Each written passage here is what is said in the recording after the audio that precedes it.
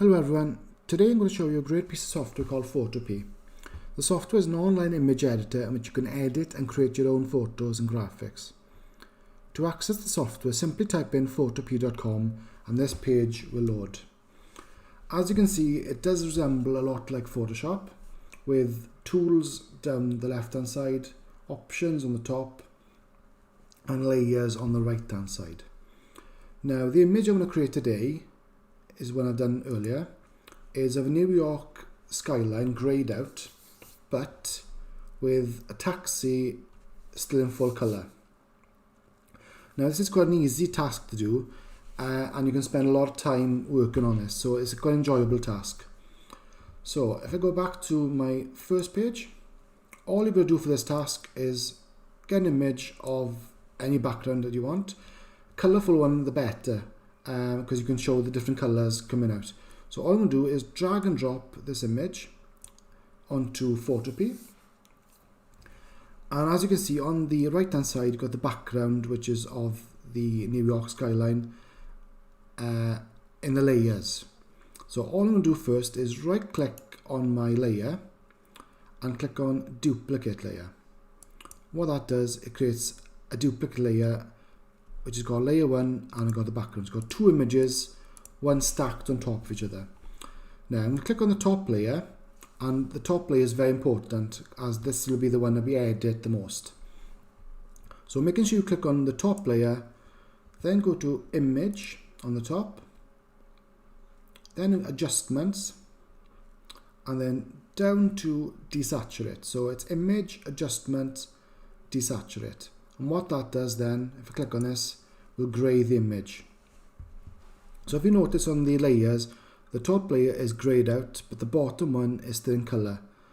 You've got to make sure you stick on layer 1 for this, otherwise it will go wrong. So layer 1 is the important one.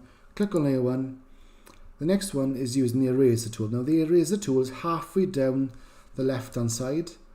There it is there. If you click on eraser, if you want to make the eraser bigger, you've got the option to increase the size of the eraser depending on what type of things you want to rub out. So I'm going to choose 57.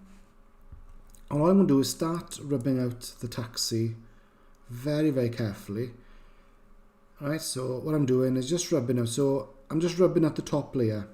If you want to zoom in for more detail, the magnifying glass at the bottom, make sure you got the plus ticked, and you can click and go back to the eraser, and then you can just be a lot more careful going around the image.